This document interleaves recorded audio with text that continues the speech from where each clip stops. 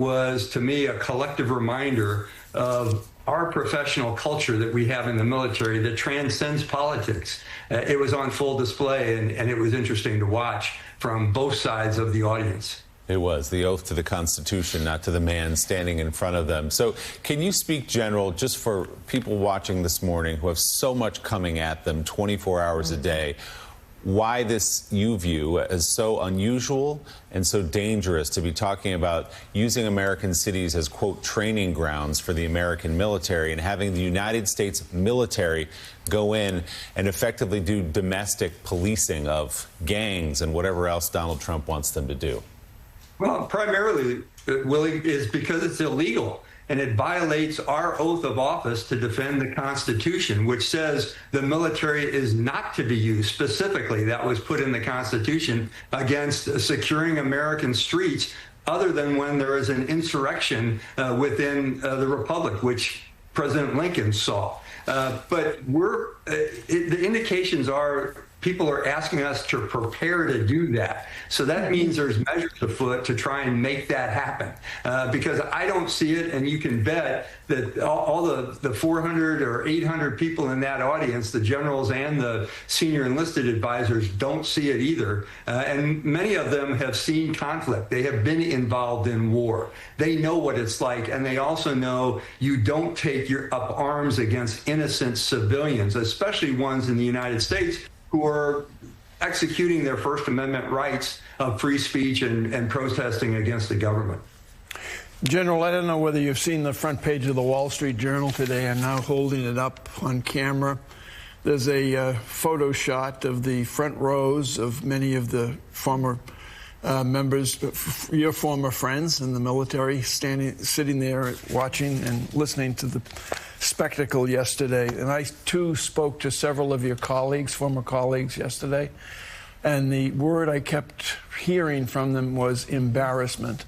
Because if you look at that picture and you listen or have viewed what happened yesterday in Quantico, you saw myriad numbers of Silver Star awards. You saw myriad Purple Hearts, Bronze Stars, Combat Infantry badges, and they were being lectured on how to do push-ups and lose weight and shave, and it was truly mortifying. But the larger question is, going forward, what happens to the military in this country when there's so much disarray within the building, the Pentagon, where the Defense Department is housed, and various components of the military around the globe, with this internal dissension that you can seemingly feel when you witness an event like yesterday? Yeah, it struck me too, Mike, that when you look at those faces, it's what I predicted when I was on the show the other day, and that you're going to get poker faces and a stoicism that was reflective of professionalism. But truthfully, those individuals will leave that room, or left that room yesterday, and they'll start discussing and analyzing how they can implement some of the lawful orders that they got. Okay, great. We can buck up the standards. We can take a look at the kinds of things to get some soldiers, not all, certainly not even the majority, back in better shape.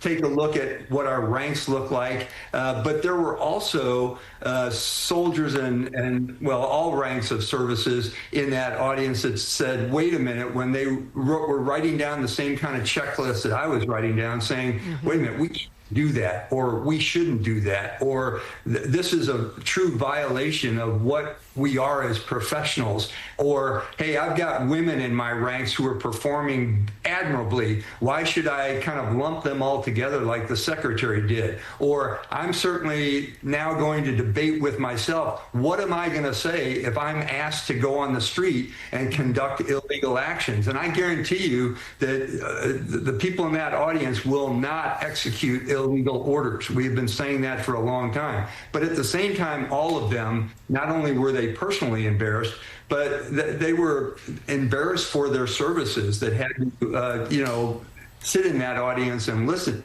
to this kind of stuff. That's the the worst part of all this. There's a saying in the military that's a great leadership dictum. You praise in public and you discipline in private. This was a disciplinary approach in public with cameras so the whole nation could see. And it was an attempt at separating the military institution from the people that they defend. And I don't think it worked very well, but I'm sure there's a lot of people questioning what the military will do next. I'm sure of what they will do next. They will make sure they don't follow illegal orders and maintain their job like they did yesterday. They'll do their job. General, there was such an extraordinary misreading of the room by Pete Hegseth and the President of the United States, who have absolutely no idea who they were talking to. I understand Pete Hegseth served, and I'm grateful for his service in uniform to this country. But I do wonder how they could have so badly misread the room. I kept thinking, watching them yesterday, just how Bush League it was, and how those generals and those admirals afterwards were just shaking their heads going, my God, what a clown show. And that's what they were thinking. That's what so many people in the military, even if members of the military support the president, and there are a good number that do support the president, this sort of speech and doing this with generals and admirals, Bush League. I want to talk about the culture really quickly before we let you go, just to explain to viewers something that I was blessed to be able to see when I was a member of the Armed Services Committee for 4 terms. I got a chance to see generals and admirals up close, to figure out what drove them. And it was, of course, a love of country.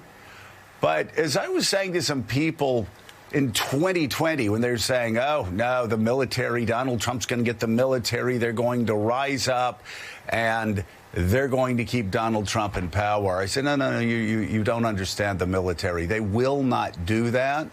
And I said, for several reasons. But as I've always said, and I'd like you to explain this, there's a peer pressure in all the right way, because every general and every admiral has a mentor who's a retired general and a retired admiral. And I always saw when one stepped out of line, this band of brothers would come together. And they were always looking. I had chief of staffs of the Air Force. And I had them looking to their retired generals, or in the Navy, retired admirals, for guidance. And that was their audience, too. They understood they were duty-bound by the Constitution, but also by those whose shoulders they were standing on in their position. Can you please talk about that just for a minute, to explain that this is so much more than just a room of 800 military leaders? There's a collective room, really, the spirit of, teaching them duty, honor, and country, of tens of thousands of people still with us and no longer with us, that are guiding those generals and admirals. Yeah, Joe, I'd love to talk about that for a second. First of all, I'll shout out to my mentors. I've got about 5 of them. The biggest one is General Fred Franks, who was a 4-star general when I was a young major working for him. He took me under his wing. He's still living, and a great example. Lost a leg in Vietnam and understands, and rose to the rank of 4-star when he was commanding Desert Storm. John Abizaid, who many people know from his service, Rick Shinseki. I could go on and on again, the guys who mentored me throughout, and I mentor a few others, and the few that I mentor were contacting me last night. Barry McCaffrey, who you're going to have on in a little while, was also one of my mentors. That's a core of the professional force. What is also important to know, to address the points that you made, is the military is a profession. It is not a business. They don't get paid very much, but they do it for something bigger than themselves that no one else in the society could do. That's an element of a profession. Another element of a profession is they have a professional code of ethics and values, which are embedded in each individual. A third element of a profession is that fellow professionals